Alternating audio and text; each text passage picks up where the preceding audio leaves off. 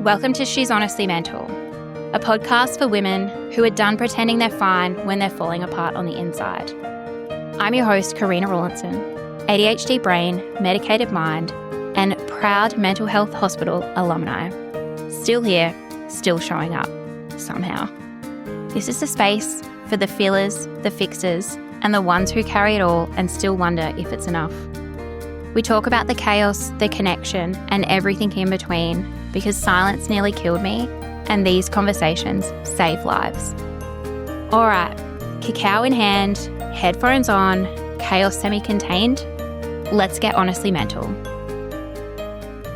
Welcome to episode 20.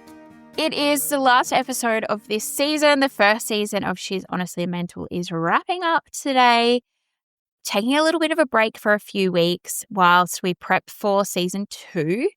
I'm like, what a wanker. I've got seasons on my podcast. But I think it's really important just for me to have a bit of a time to stop, reflect, and just really cheer myself on for a really amazing 2025. Wild. So one of my favorite ways to reflect is to be able to sit through and scroll through my photos to just kind of remind me of how amazing this year's been, all my memes. And yeah, it's been an absolutely wild one. I spoke about it in an episode not long ago, just kind of how shit things had been for Jared and I.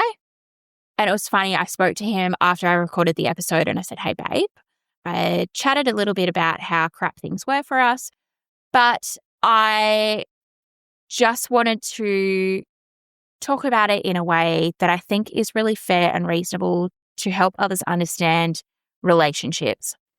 And he was like, you know what, I trust you and I know that, you've got this.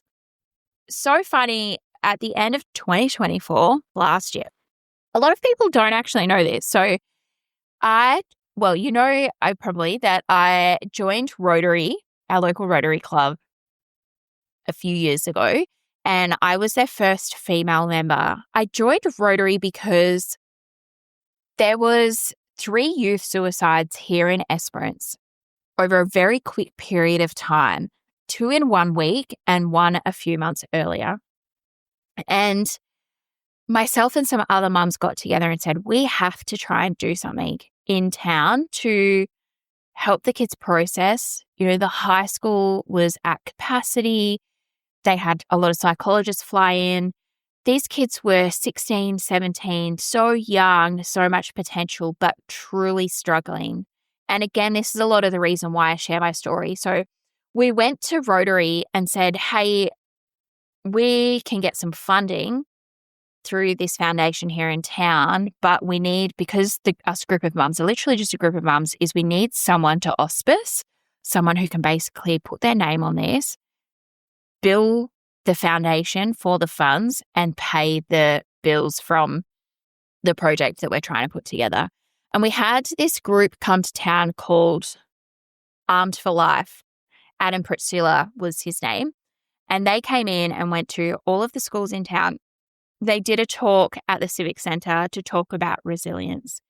And one of the really cool things that I learnt mostly from Adam and his team was you have this scale. So imagine a ruler kind of 1 to 10 and it's your resilience scale. And when you have certain events in your life, deaths, divorce, births, traumatic events, it increases on your resilience scale, your resilience capacity.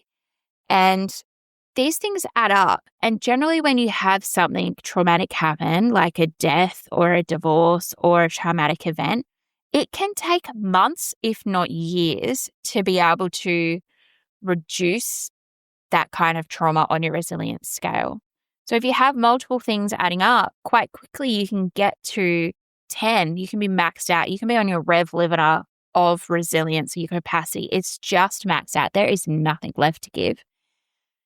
And that was really, really powerful because we knew that it was going to take time for our town to kind of come back from this, to settle with this. And So with Rotary, I knew that this group had the power to be able to make a lot of change in our town, and I became really quite obsessed with it.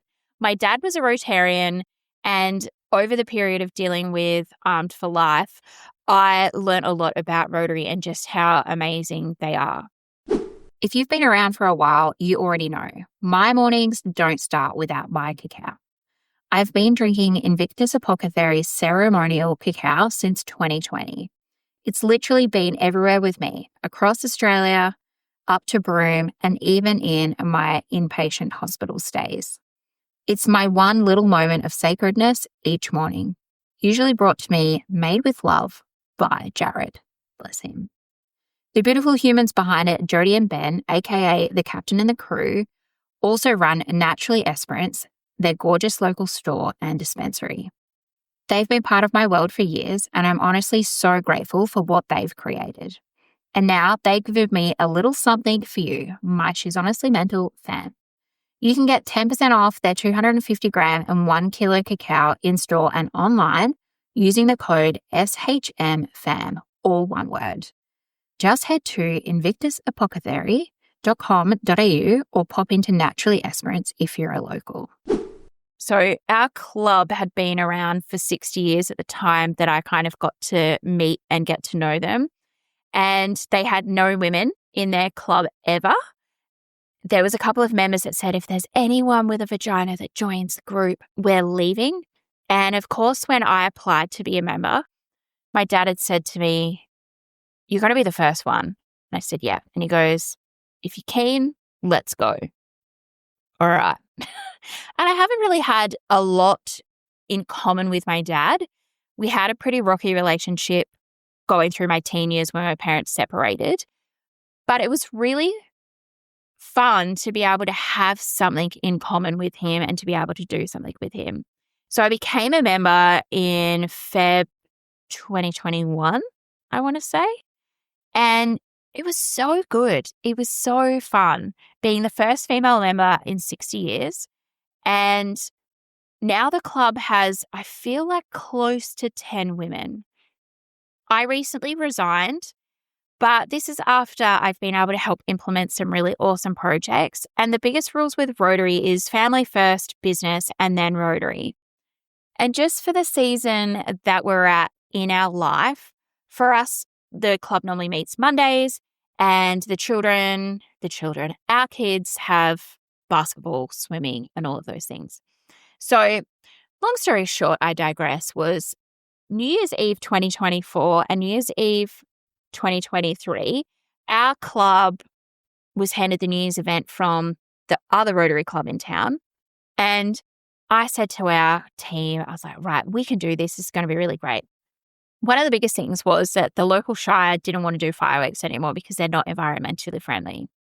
Little old me was like, right, let's suss this out. And I managed to find some fireworks that were environmentally friendly, and we got the approval from the shire to go ahead and do that. The problem was that these cost twice as much as the normal, non-environmentally friendly fireworks.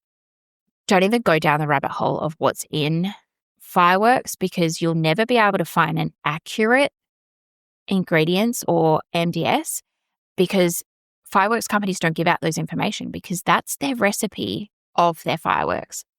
Anyway, so we did the fireworks, and the problem was they never went off. We literally had paid for 10 minutes of fireworks, and we got maybe a minute, and they were delayed by over an hour, which was horrific in itself. And I just can't even. It was so bad. We had people on Facebook being like, what a waste of time, what a blah, blah, blah. Like, we just got absolutely hammered. Like, it was yuck. And we would say that it was a really big learning curve for us in our club. But then for New Year's 2024, I decided we'd do something different. Let's do a laser show. The thing was that the laser show was 3 times as much money as fireworks, but it was something different. We didn't have to worry about the weather, all of the rest of it. It was really, really cool, but the whole event cost us nearly $120,000. It was wild. It was epic. We had music in the sound shell. It was like music and band and a great photographer, and we had awesome markets, and the laser show went off, and it was so good. And there was definitely things that we could have improved on, but the abuse and the distasteful comments that we got on social media following that event was horrid. So anyway, I rang in 2025 or 2024, 2025 for this epic laser show. And it was cool. I was really proud of myself for bringing that together with our team, but also being able to enjoy that moment of learning of, yeah, I can do these things, but do I really need to? No. Which is kind of what led me to my resignation with Rotary, was because I'm definitely that kind of person that will just get in, get things done. And I just needed to not do that. So as we scoot into January, January was definitely all about the beach, all about surf club. It was fantastic. It was fun. We just spent so much time in the sun. The kids went surfing. And yeah, at the time I was still working pretty much full-time in my bestie's bookstore. She was really unwell with some chronic illness. Well, not some chronic illness, with multiple chronic illnesses.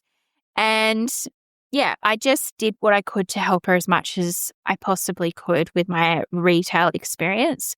We headed off to Albany for the weekend for the kids to do a surf club carnival. I did it solo, so it was my first solo trip with all 3 kids. Lucky enough to have a friend travel over with me with her kids, and it was awesome. Now, if you know, you know, and you're in the world of fantasy, romantasy, with having the bookshop, we hosted a launch night for Onyx Storm. So it's a 3rd book in, gosh, I can't even think of what the series is. I want to say like Iron Flame and Fourth Wing. Yeah, so we did this midnight launch party and it was insane. I remember working most of the day and then I went home and then we had like 40 people turn up in the middle of the night to purchase their pre-orders of this book. It was wild, and unfortunately my bestie was really not feeling well. So I remember doing that and that was super cool.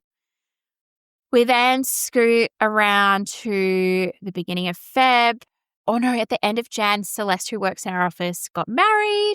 So it was really fun. I was kind of their last minute MC, and let's just say that party was lit. I slayed. It was fun. It was so fun. Obviously, being a podcast host and someone that loves talking shit all day long, being an MC was a dream come true. My big kids started school. They went into year 5 and year 6. I attempted swimming lessons with the 2-year-old, not great.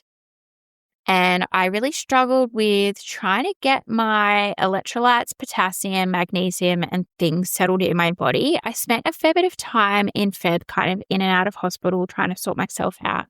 I was having dizzy spells and stuff. Surf Club had our grand opening for the new club rooms. I raced some go-karts. And just as Surf Club wrapped up, we had our final club event.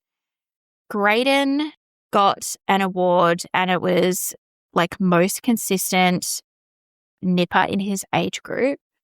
That afternoon we came home and the little legend went mountain biking with some friends, fell off his bike and broke his collarbone. Ugh, not fun at all. We ended up having to head through to Perth that weekend because Austin was competing in a surf club competition, state champs. And so we managed to get Graydon in to have surgery at the same time that we were in Perth for surf club champs. It was just so typical of us to head to Perth to be doing all of the things at once. And it was a lot. There was a lot of me being very overwhelmed, overstimulated, but we just had to get in and get the stuff done. We came home and that's a bit of the season where Spotties was struggling and we weren't in a super great place. relationship-wise, financially, I kind of had to really step away from the bookshop, and there was a lot of guilt around that. My bestie and her fam were also not really in a great position to be dealing with it. And yeah, I felt like a proper shit person walking away, but I needed to be able to prioritize us and our family. Typical me though, I decided that I would try and start a new gym routine and get into some exercise stuff. But it just was really what the hell are you doing, Karina? I see it's definitely a bit of a theme for me, but it's settling down now. I walk into 2026 with the definite want and need for more ease and flow and less trying to do all of the things, because why? I'm doing it for everyone else and not for me. And all it does is fucks up my capacity to be a good mom, a wife, a person, and to prioritize me and who I am. I wrapped up March with Jared and I starting a coaching program with mechanical kind of business. We spent time really trying to focus on prioritizing ourselves and our business. And it was rough. It was really rough. There's loads of books that I read. I love taking photos of those. I traveled to Albany for go-karts to officiate. I was asked a few weekends before that to step up and actually sit on the executive committee board for Karting WA. That is a whole story in itself. Ugh, not happy, Jen. Lots of lessons there. And again, lots of lessons around how to handle my ADHD, how to not fly off the handle, how to really recognize when I'm at capacity, and how to really recognize when I just need to sit the fuck down, take a breath, and just have a moment to myself.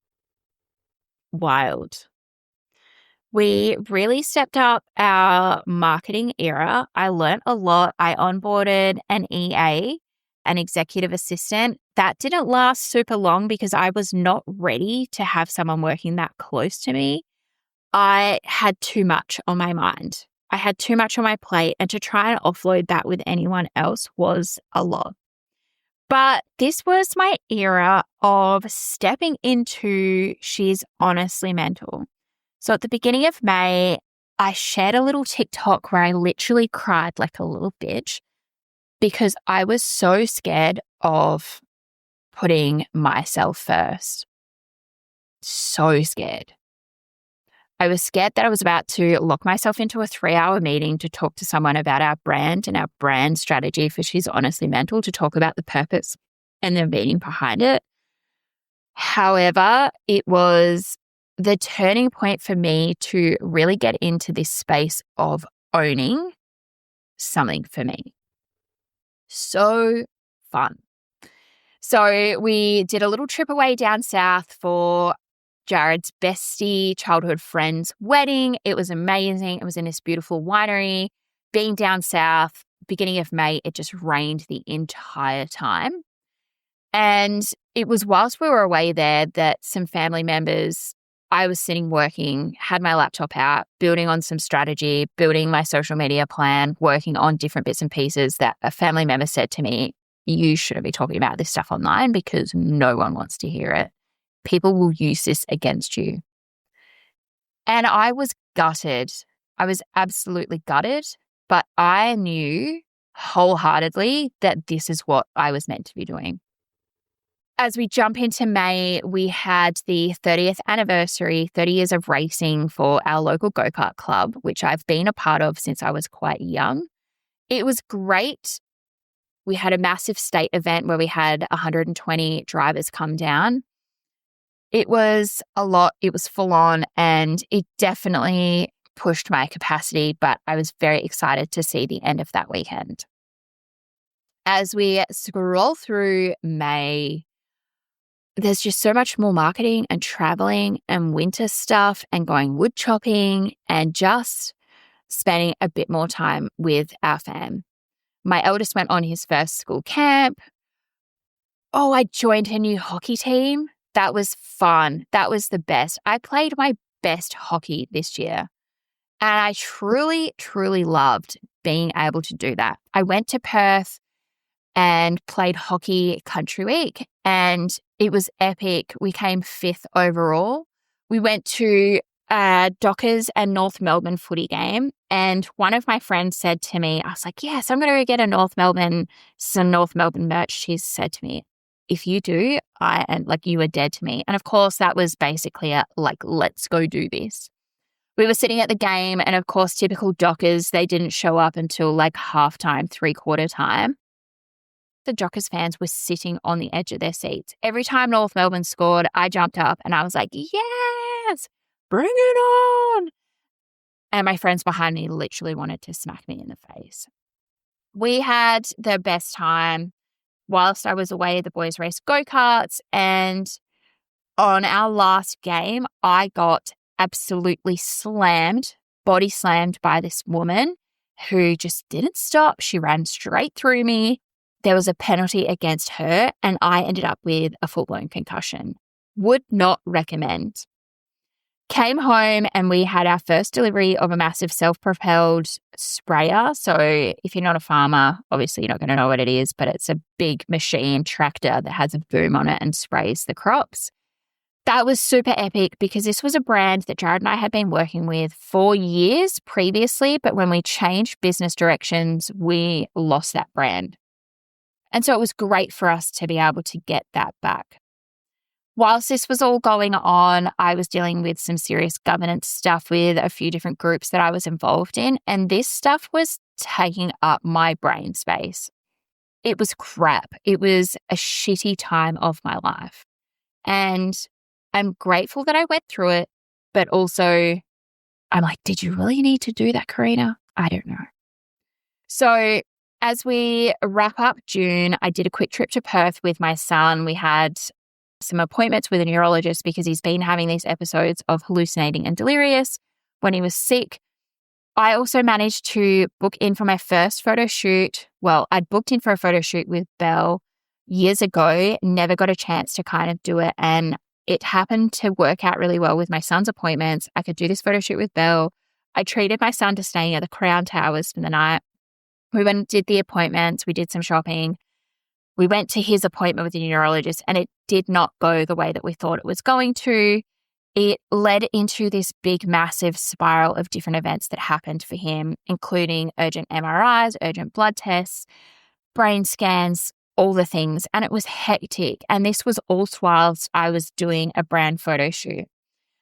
It was hard. It was rough. I cried so much, and he just was brave as fuck. So incredibly brave. We flew home. The next day, we went and delivered this big sprayer to the customer that had ordered it. And literally 2 days later, we jumped in a car and drove to Broome for our annual trip north.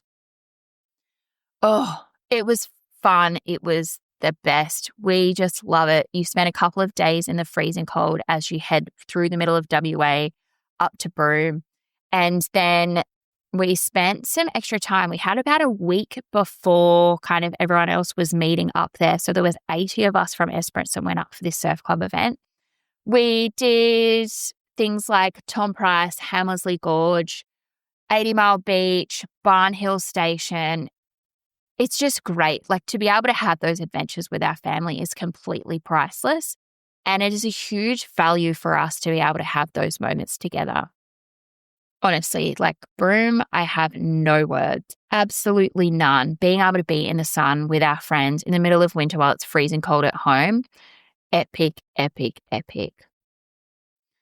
We came home. I spent about a week or so at home, and then I jumped on the plane and went to Bali, all on my lonesome. It was epic. We went on a bit of a retreat with my friend MG and Kim Kent, and they kind of do this annually where a bunch of entrepreneurs go over there and have moments of time and reflection and chill out. I ended up working so epically hard. That's where I re-recorded the first few episodes of She's Honestly Mental, did the intro, outro. I went to this really cool podcast studio and I had the actual best time. One of the things for me, though, is being gluten-free, traveling is really hard. And I struggled with eating over there, trying to get stuff that I could actually eat properly. And I ended up getting a couple of those like IV infusions where they come to your villa. And yeah, a lot of the girls spend a lot of time out and about doing things, partying, drinking, whatever. I worked most of the time that I was there. And it was so good. It filled my soul up so much. Problem was, at home, Ruben was really sick. He picked up rhinovirus. He had fevers. Jared couldn't work. There was no daycare. It was crap. So I ended up flying home from Bali early. Lucky thing is like flights to Bali are super, super cheap. So I just booked the earliest flight home I could get. Got home, spent the day with my fam in Perth, and then went to my brother and sister-in-law's engagement party. When we got there, she was dressed in this beautiful white dress. My niece was in a beautiful white dress, and we knew that they had gotten married. It was amazing. It was great to be able to get home, get back to the fam, and get back into a bit of a routine. I was supposed to head to the Gold Coast for another retreat at the beginning of September, and I had some trips planned to Perth in the meantime, more checkups for my son, more go-kart events, etc. And I ended up just making the call that going to the Gold Coast for this retreat just wasn't going to happen for us. So August kind of wrapped out. Episodes of She's Honestly Mental launched on my birthday, which was the 1st of September. It was really, really, really cool. We went to Newdigate for the field days and sold some machinery, came home and wrapped up the hockey season. I'd been really kind of working that hockey season on becoming an umpire, and I was honoured to, at the awards night, receive the Rising Star Award for umpiring. Completely unexpected, but everyone around me was like, how did you not know? Because you were putting your hand up left, right and centre, asking questions and doing all the things. I was like, I just was doing it because I enjoyed it. Lots of lessons for me around really being in places that value me as a human and value my worth, rather than being in places where people are just like, it doesn't matter what cool ideas, what bright things I have to say, ways that I can be like, hey guys, let's improve your system. They just didn't want to know about it. So I learned that that's not my place and where I want to be. The beginning of September was crazy. I went to Perth for the Biz Revolution Gala. One of my besties, Em, has this amazing online group for women in business. And she hosted this gala where she actually gave away, I want to say 2 lots of $5,000 to 2 different women in business for amazing projects that they had coming up. And it was so fun because I was a major sponsor and my logo, She's Honestly Mental, was in lights on the big screens around Optus Stadium in Perth. It was so cool.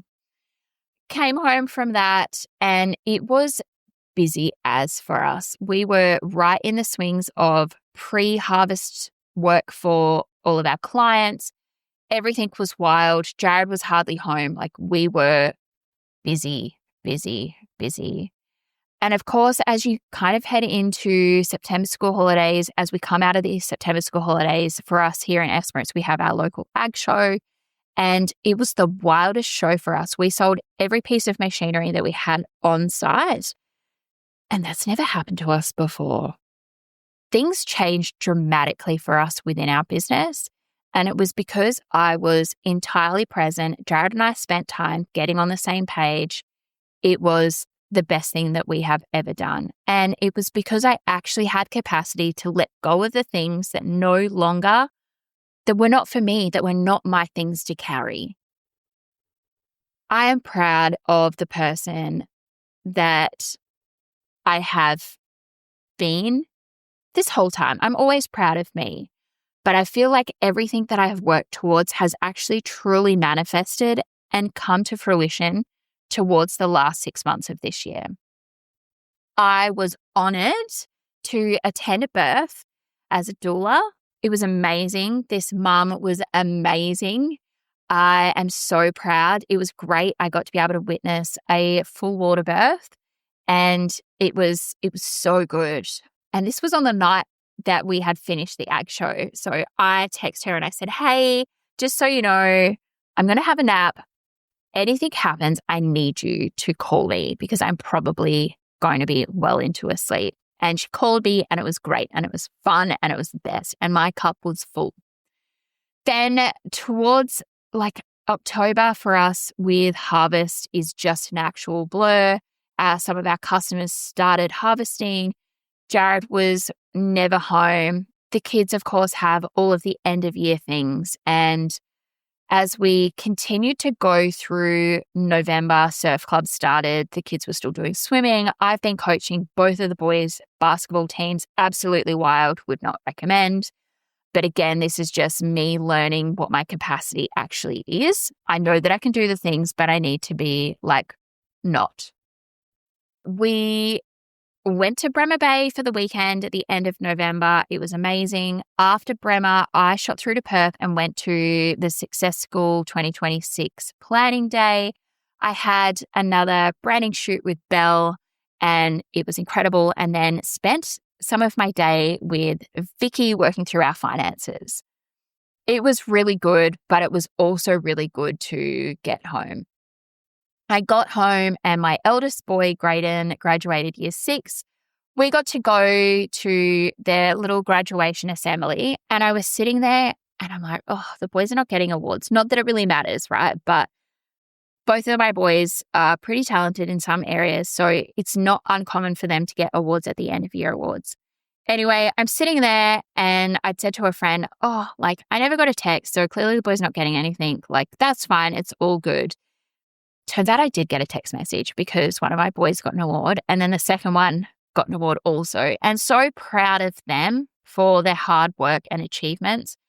Some of the biggest things with Graydon in particular around his anxiety and things that have been happening for school has been the inability to be able to regulate his emotions, to be able to get in and do his schoolwork.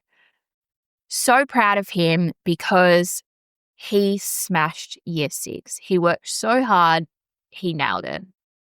So it was really great to be able to kind of wrap up the end of their school year with the boys doing really well, incredibly proud of them. We had our wind up for the go-karts and last kind of games for basketball.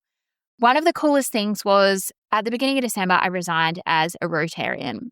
But one of the projects that our Rotary Club has been doing is this bright project where they come into the school and build bikes with some of our kind of more like at-risk kids that just need a little bit more love and attention and some one-on-one. So they get this reward where the Rotary guys come in, rebuild these bikes with these kids, and then these kids are presented with the bikes a few weeks later that they've completely rebuilt themselves with the help of the Rotarians.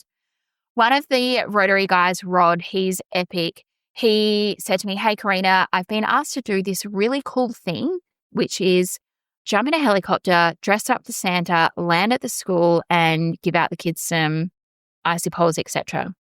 Can you come and take some photos for me? I was like, absolutely. Love to do that. Definitely my zone of genius. Let me help you. So I go to the helipad and grab some photos of Rod before we leave. And then the pilot's like, hey, why don't you jump in with us? So I had this random trip in a helicopter to our primary school. It was literally an 8-minute flight. I had tears landing because the kids at our school don't get this kind of treat.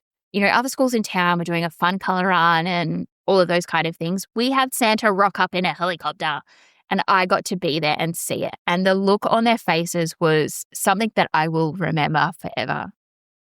So I feel like our family has rounded out 2025 so well. I had such an amazing Christmas with our family. Not so great, obviously, with Granny having her car accident, but all in all, it has been an amazing time for us. So 2025, you have done me good.